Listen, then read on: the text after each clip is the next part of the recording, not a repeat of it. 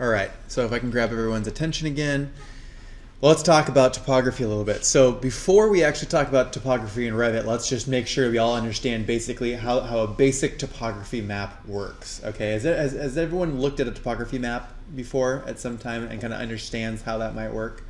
Okay, if you don't, here's kind of a basic example of a topography map. In this particular map, every one of these lines that you see here is in representation of elevation change, and these lines are 100-foot increments. So right here you see this line that says 8,600 feet. Well, the line below that is going to be 8,500 feet, 8,400 feet, 8,300 feet, etc., etc., etc. Actually, maybe they're a little bit less. They might be 250-foot increments. But the point is that there's basically an established increment for what every one of those lines mean. And in today's, for what we're doing for our residents, they're going to be in 1-foot increments. It'll be nice and simple. But in this particular map, you can kind of see, you can get an idea of what that topography looks like. And when you see the lines like this that are really, really, really close together, that means that you have steep elevation change, because those lines, or that 200-foot or whatever it is, change in elevation from line to line is happening in a much shorter distance. Okay, so something like this is, it's definitely going uphill. When you start here at the lake and you start to go up here, it's a much gradual elevation change.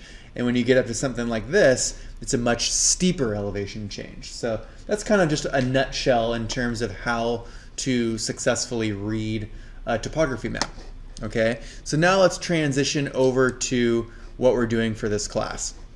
So if you can see here, I give you a little explanation in terms of how you're going to create your map. And how we create that map in Revit is by actually defining all of the points that we want. So I'll show you guys how to do that, and I'll show you in a couple of different methods. Okay, but you can see here, I give you all of those points in terms of what that elevation change is.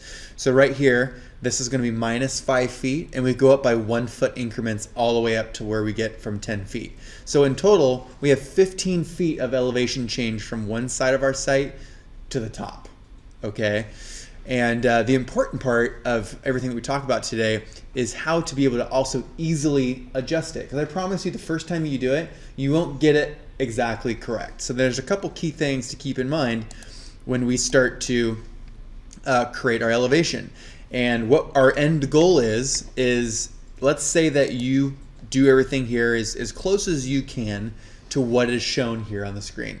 You'll likely get pretty close to a perfect end result. Okay, but if you don't, what you're trying to get is that this patio should be relatively at the same grade as your topography. So if you're walking up that hill, you should be able to walk right onto your patio, okay, without having to, go like, step up 3 feet or step down 3 feet. Okay, that topography should roll, relatively simply right up to that slab of concrete.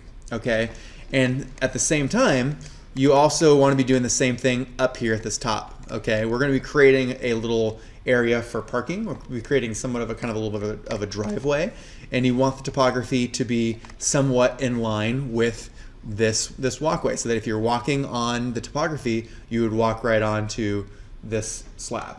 Okay, and then you would walk up the stairs and into your house.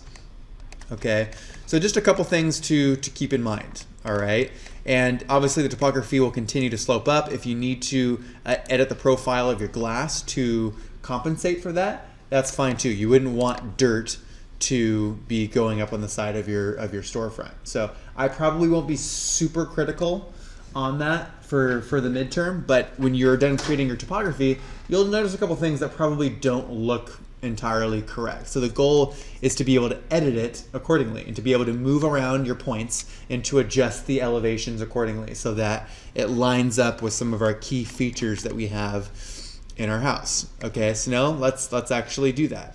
So to do that, I am going to go over to my site plan. Okay, I'm going to use my site plan because I just want to kind of want a broader view of what we're working with. All right, you could also use the level 1 floor plan as well. The reason why I use the site plan is because my view range is much deeper. Okay, it'll actually go, if I go over to view range here, I'll notice that we're much higher, 200 feet, and we're also going to go, I'm going to change my view depth actually to minus 10 feet. Okay, I want to make sure that I can see all of my topography all the way down to -5. Okay, so I'm going to turn off these elevation markers. So I'm going to go to my, just to kind of make this a little bit clearer, let's go to my visibility graphics, annotations, and let's turn off elevations. Okay, so there's two ways that we can create topography. We're going to go to massing and site, and we're going to click on topo surface. Okay, one way is to manually create the topography like we're going to do now. The other way is to import it. Okay, a lot of times in my professional career, I'll just call my civil engineer and I'll ask for a topo map. Okay, I'll say, hey, I know you have a topography map of the area that we're working on. Can you send that to me? And he'll send me a CAD file of the topography. So I'll actually just import the CAD file, which we'll talk about next class when we actually import the CAD files for the Villa Savoie. But I'll just simply import the CAD file, I'll select the CAD file, and I'll click on create from import, and it'll create the topography all by itself. So that's one way. But we're not always going to have the liberty of having a perfect, beautiful CAD file of our topography for everything that we work on. So in that case, we're going to create it ourselves. All right. So the first thing that I am going to do is let's look at what we have here. We're going to start at -5 and we're going to end at 10 feet. And you'll have to kind of eyeball in terms of how large the actual topography is. Okay. You may want to do it. I think in the past I've suggested about 100 feet by 100 feet. Okay, if you want a reference before you do that, you might just go over to annotate and just put in a couple of detail lines of about 100 feet by 100 feet. Maybe actually bigger. Let's do 150 by 150. Okay. That's close enough. Okay, so I'm going to select just my lines. Let's center this. Doesn't have to be perfect for what we're doing, but about like that. So that's about the region of the topography that I'm going to create. Okay, obviously you can create as little or as much as you want. If you wanted to create topography for a 1 mile by 1 mile area, you could do that. But for what we're doing today, that's all the topography we're going to need. Okay, so again, I'm going to go over to massing and site, topo surface, and I'm going to click on place point. Okay, and if you go over here to our first little ribbon, notice that we have the opportunity to place in our elevation. Okay, so I'm going to start at this side of my screen. You can start on either side, it's fine, it doesn't really matter. And I'm going to start at -5. And some things to keep in mind is kind of get an idea of about where some of our key features is. So right now, our patio, which is this area right here, should be around -5, 4, 3, 2. So about somewhere in between -2 and -1 feet. Okay, so I'll do my best to kind of try to eyeball it the first time. So depending on kind of where the topography is situated in reference to that patio, it may change a little bit. But this would be part of a design challenge if you're actually in the office. If you have topography, you may make the elevation of that patio, plus or minus a couple inches accordingly, because we all know if you work in the industry, it costs a ton of money to get rid of dirt. So we like to try to, maintain those elevations as much as possible. So I'm going to make sure that my about -2 feet is somewhere close to that patio. Then I'll come back and do the same over here. Okay, so one quick way that I could do this is I could go to -5 feet, and I'm going to go through and I'm going to start to place my points at this edge. Okay, so I'm going to go 1, and I could just go 2, and that could be those points. That will represent one line that will represent that entire line for the -5 elevation. And if I wanted to get really, if I wanted to be as simple as possible, I could go to 10 feet. Okay, so 10 feet.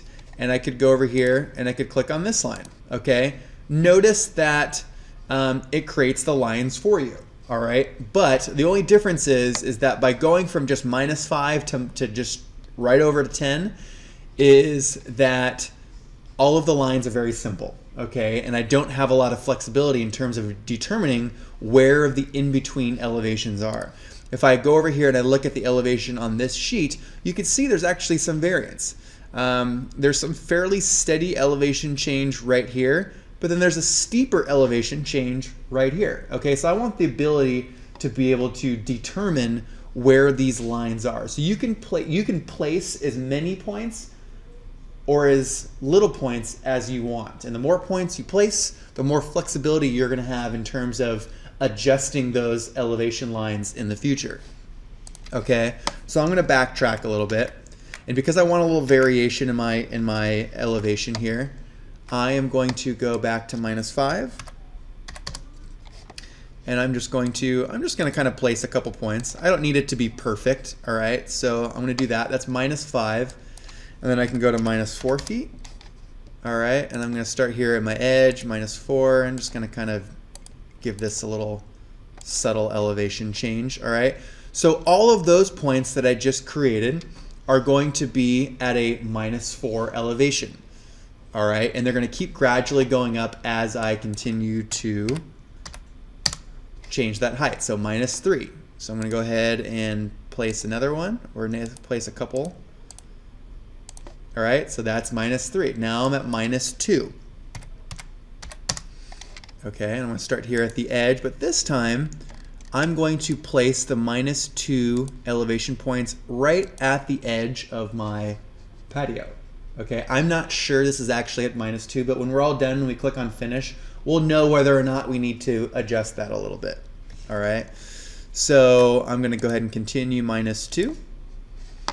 All right, and if we go back and look at our sheet, this darker line right here is going to be in representation of 0. Okay, so that's going to be our 0 elevation. So I'm going to continue to just kind of eyeball it. I'm going to actually skip over to, actually, you know what? Let's do -1.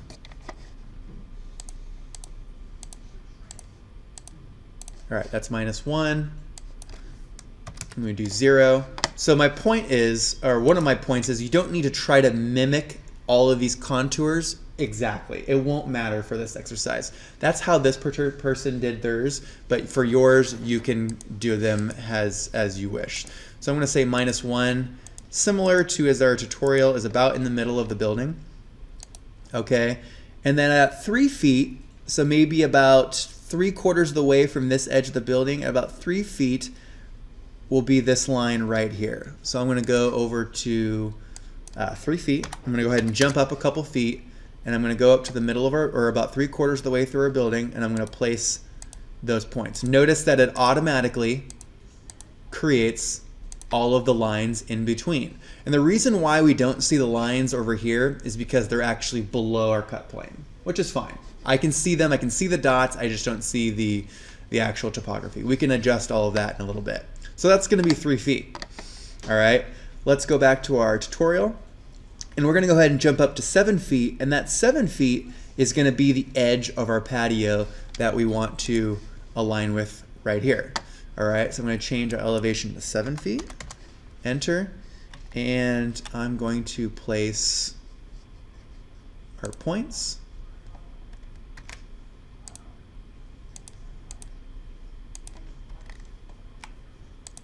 Right there at the edge.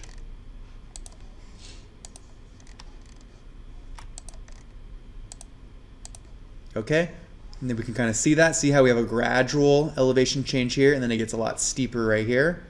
Not exactly as you see it on the prompt, but it's close enough. And then we're going to go ahead and finish at 10 feet at the edge. So I'm going to go from 7. If you want to do an in-between elevation, maybe do 8, then 10. That's fine. Okay, so that's 8. Change this to 10, and we're going to finish at 10. Okay, so that's going to be our topography for our site. I'm going to go ahead and hit the check mark, and I'm going to go to my 3D view, and you can see here that I've now created topography that is pretty close to the representation of what we're doing for what is shown on the tutorial. So a couple things that I want to try to fix, and I'll go ahead and show you how to adjust them. This looks pretty darn good. That's pretty close. Okay, I could go through and I can say, okay, those elevation points right here that are right at the edge probably want to be about a foot higher. than what we currently show. So I'm going to go back to Site. I'm going to click on my topography, edit surface, and I am going to change all of these to 1 foot higher. Okay, so let's see. Let me select these points right here. I just clicked on that. I'm holding down Control. I'm going to select all of these points that are at the edge of my building. And let's make that like 7 foot. Let's make that like 7 foot 10. All right, check mark. 3D view. We're getting closer. Doesn't have to be perfect, but the point is that you could go through. You might even need to add more elevation or more points, more control points, so that you can define that a little bit better. But the point is that I want you to be able to go through and get that as close as possible. I'm gonna go ahead and leave that good for now, and I'm gonna go ahead and work on this one. I'm gonna say it's probably about 2 feet short of where it wants to be. So I'm gonna edit that topography surface, and I'm going to select this point, and maybe just a couple around it. So these are all at -2. Oh, that one's not at -2. That one's at -2, and I'm gonna move this up to 0. Okay, that'll adjust the topography accordingly. Check. And you can see here that that's pretty darn close. That adjusted the topography so that now you should be able to walk right onto that patio. Okay? And that glazing looks pretty good too. I like that. So I'm gonna go ahead and say I am happy with the way my little hillside looks. Okay, we have a little kind of elevation change over here. That looks good. So let's move on to refining it a little bit more. So if I click on this topography here, I can go ahead and start to customize it a little bit and add some materials. Okay, so right now the default material for the topography is just dirt. Okay, if that's what you want, by all means, that's fine. Okay, but I'm going to go ahead and change it to something a little bit more pleasing, and I'm going to change it to grass. So I'm going to click on the material, and I'm going to go ahead and create a new material, just like we would for any of our materials for our house. So I'm going to click on New Material. Let's rename that. Let's call this Topography Landscape. All right, I'm going to go to Appearance. Of course, we're not going to get our material palette that we want. Let's go ahead and find one that has it.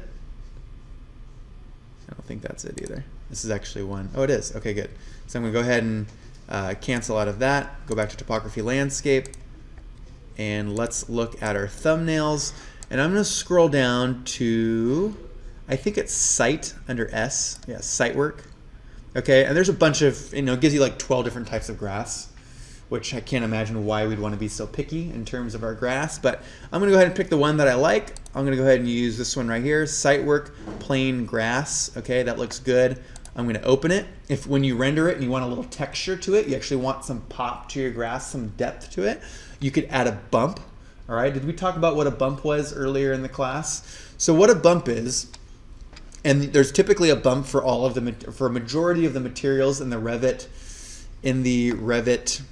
catalog, is what the bump does is it actually gives depth to the material. So for example, let's say you have brick, you add the brick texture, that's going to give you a very flat elevation. Okay, in elevation you probably won't be able to tell much, but when you add the bump, what it does is it actually gives you some depth to maybe where the grout line is. So let's say the grout line is actually recessed back 1/4 of an inch, okay, from the face of the brick. Well, what that bump does is it actually gives you some depth to your texture, okay, so that when you do your renderings, that faces of the buildings aren't super flat, okay? It doesn't look like it's just an image pasted on the side of the building.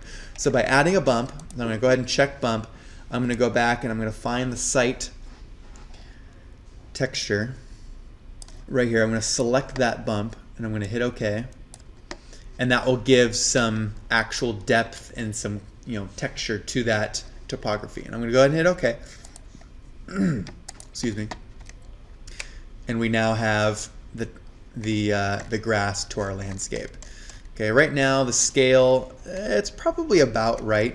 I may adjust it after we do a rendering. Okay, but it looks about right.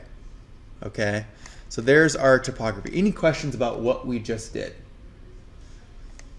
Okay, good. Probably take a little practice. It'll take a little practice to get exactly what we want. Okay, but let's move on to the next step. The next step, if we scroll down, is going to be to split the surface. Okay, we're going to go over to massing and site, and we're going to use the split surface tool.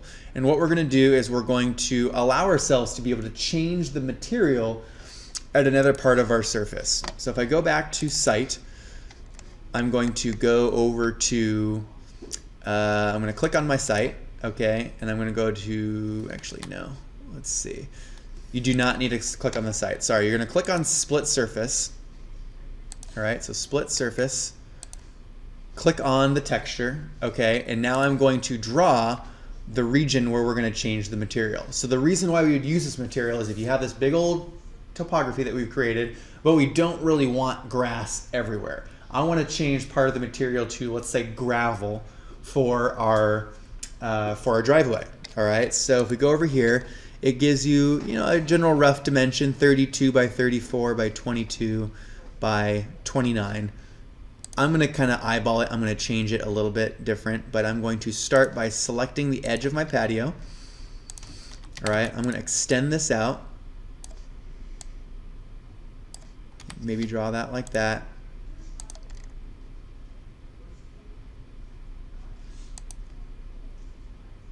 Okay, you actually maybe want to go right to the edge of your topography.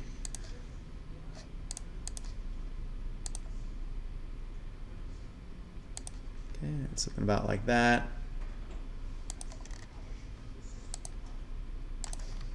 All right, we'll trim the edges. Okay, so that's going to be our new little driveway spot.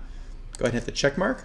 Okay, and then now notice, if you go to our 3D, now notice that we have a divided surface in our topography. And that will allow me to select that surface and change the material to have something a little bit different. So again, I can create a new material, rename it.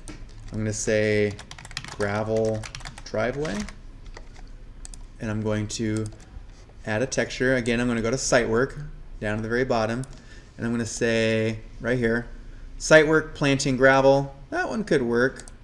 All right, planting. These are all planting gravels. You could probably, it probably is fine for what it is that we're doing. But there should be site work, planting soil. Here's some nicer. Maybe you want to put actual like pavers in there or something like that. That would be fine too. So let's actually do that. Let's put some pavers in there. Let's see how that looks. Site work, paving. Let's choose that one. Yeah, let's choose that one. Okay, so I'm gonna hit open.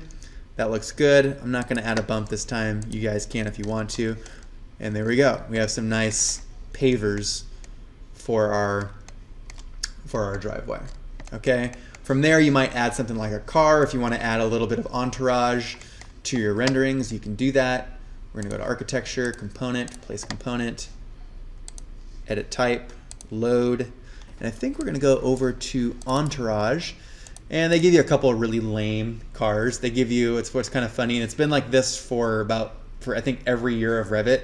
They give you a really basic van, and they give you a Volkswagen Beetle. Those are your only two car options. You can find more online. You can find more if you really hate the Beetle. I hate Beetles. They're dumb. But I'm going to go ahead and hit open. We'll add the Beetle. Why not? We'll hit OK. And we'll place it. Woo! Volkswagen Beetle. I'll rotate it 90 degrees. That car is now kind of sitting in the driveway. Okay. You may also add some people. All right. If you want to add an extra couple elements, you may go to place, edit type, load. Again, going over to Entourage. All right. I'll click on, we have male and female. All right. Maybe we'll add a couple guys, a couple girls. All right, you can change the person over here, render appearance. You want Alex, Lisa, Tina, whoever you want. Their height, I'll go ahead and just leave it as is. If you actually go up here to your properties dialog box, you can select and it gives you like 4 different people. Alex, Dwayne, Jay, and LaRon. So I'm gonna click on Alex. All right, it says right here, my constraints level, let's change that to level 2, so that when I place him, it actually places him on the level that I want him to. All right. Again, so that's level 2. I could go up to component. Maybe we add another one. Maybe we add J. We change him to level 1 and we place him on level 1. Okay? And you can rotate them how you wish and get them facing the direction that you want. Okay? So that's about it for topography. All right? We have one more thing to do though to finish this up. If we look inside of our building really carefully, and let me turn on the section box so that you could really see this. You're going to notice that our topography is actually going through our building. Okay? Which is not what we want. Okay? Notice, see how our topography is going through our building? Yeah. That's not what we want to do. So we actually want to cut that out. All right? We want to make sure that that does not go through the building. So what we're going to do to fix that is we're going to add a building pad. So basically, for those of you that do this professionally, this would be how you would add your foundation. Okay? So when you place the foundation for your building and you have topography also wrapping around the structure, that building pad tells the topography that that the topography is going to be cut out from that actual area. So to do that, I'm going to go to my level 1 floor plan. I'm going to go over to structure, and I'm going to click on, let's see, maybe it's under architecture. Where's our building pad? Building pad. Let's see. So let's move down. We're going to go to the next top, and the next portion of part 9. That's going to be pad. Okay. So that's right here under building pad and massing and site. Okay, that's why we're going to go over to massing and site. We're going to click on building pad. Okay, and we're going to define the region of that building pad. So unlike when we did the floors, when we actually did the the interior wall, I'm actually going to do the exterior wall for the building pad. Okay, because typically when we build, that foundation goes right up to the edge of where our finishes actually meet up with it. Okay, we don't have to be super precise for what it is that we're doing for this class, but I'm going to go ahead and outline the edge of my building. Maybe I wrap around my patio as well.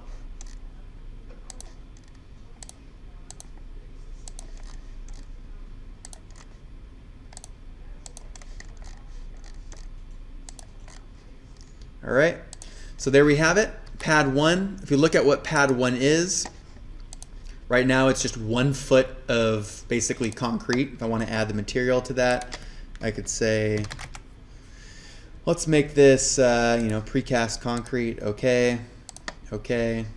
All right, it's typically not a foot thick. Most pads are 4, 5, 6 inches thick, so you guys can change that to whatever you want. We'll just say 6 inches. Okay. We'll say level 1, that looks good. I'm gonna go ahead and hit the check mark, and if we go back out to our 3D model, you'll notice that right now our building pad is actually overlapping our floor that we originally created. So if we were to get a little bit technical, typically if we have a concrete pad in the building, you would probably put your hardwood just right on top of the pad, so you wouldn't need 2 floors. Okay, so if I was to get really technical, I would probably go back and actually edit the hardwood that we originally created, or you could take your building pad and lower it by whatever the dimension of your first floor is. So if you have hardwood sitting right on top of the building pad, that's okay. Maybe you just lower the building pad by 1 inch or something like that, and allow the finished floor to actually be at 0, 0. Okay, so if I was to do that, let me select. Do you have to do this procedure before the topography or after the? You could. It doesn't matter actually. You could do it in either order that you want. You could do it after the topography or before. Okay, so right now my hardwood first floor, I'm going to duplicate this and call this hardwood 3. I'm going to actually model this a little bit more realistic to how I would do this in the workplace. So I'm going to say you could put the hardwood directly on top of the concrete slab. That would be typically very acceptable. Okay, so I'm actually going to delete this top portion. I'm going to make the hardwood, we'll just say 1 inch. All right, and I'm going to make this the actual structural portion of this. There's my wood that I created. Go ahead and hit OK. OK. That looks good. They're still overlapping right now because both of these are at the same elevation. So let's see. Let's try to grab, there's my pad right there. I'm going to go ahead and lower the elevation of this by 1 inch. Okay, notice they're not overlapping anymore. That looks good. And I no longer, if I take my section box and I bring it into the middle of my building, we have a nice little section. Okay, so that cuts out the topography accordingly. Okay, if we wanted to get really detailed, like right here, that would be kind of a detail that wouldn't really be ideal. I could bring up that wall. I could bring up that foundation wall like so. It'd be something like that. Okay, that's a little bit more realistic in terms of how that would be built in real life. Okay, so any questions about topography, splitting surfaces, or building pads? Is any of that not clear?